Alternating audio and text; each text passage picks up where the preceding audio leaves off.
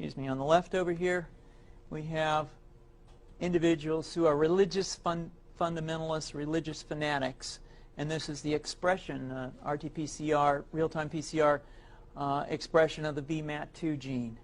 Over here, we have individuals.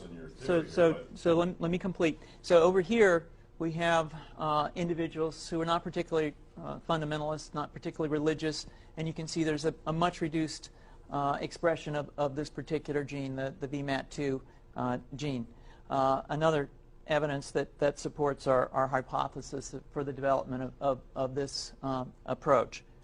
What you see here is by spreading this virus, we're going to eliminate individuals from donning on a bomb vest and going into a market and blowing up the market. So our hypothesis is that these are fanatical people, that they have overexpression of the VMAT2 gene, and that by vaccinating them against this, we'll eliminate this behavior.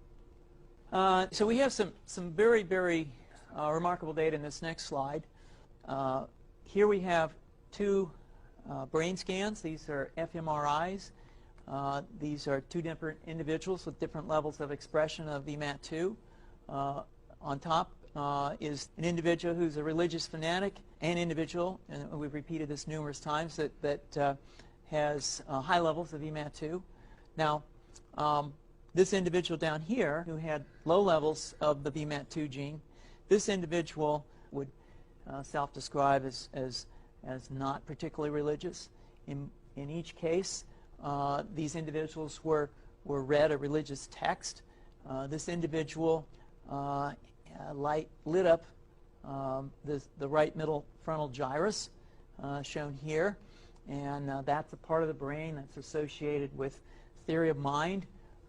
It's a part of the brain that has to do with intents and beliefs and desires. In marked contrast, here's an individual who would not particularly self-describe as religious, and when they're read a religious text, what you see is that this part of the brain called the anterior insula lights up. This is a part of the brain that's associated with disgust or displeasure on hearing something. So you're suggesting I take a CT scan with me when I'm evaluating people to determine whether I put a bullet in their head? So the data that I'm presenting here supports the concept that we're proposing, and I think that we would not propose to do CT scans or fMRIs on individuals out in the hinterlands of Afghanistan. The virus would immunize against this VMAT2 gene, and that would have the effect that you see here, which is it's essentially to turn a fanatic into a normal person. And we think that will have major effects in the Middle East. How would you suggest that this is going to be dispersed? Aerosol?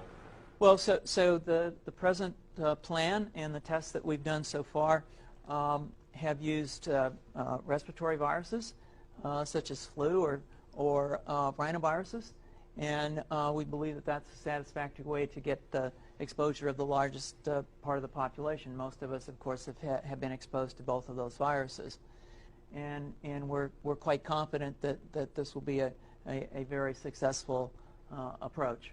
This is fascinating. What's the name of this proposal? Yeah, so the name of this project is FunVax, which is the vaccine for religious fundamentalism. And you have a proposal already?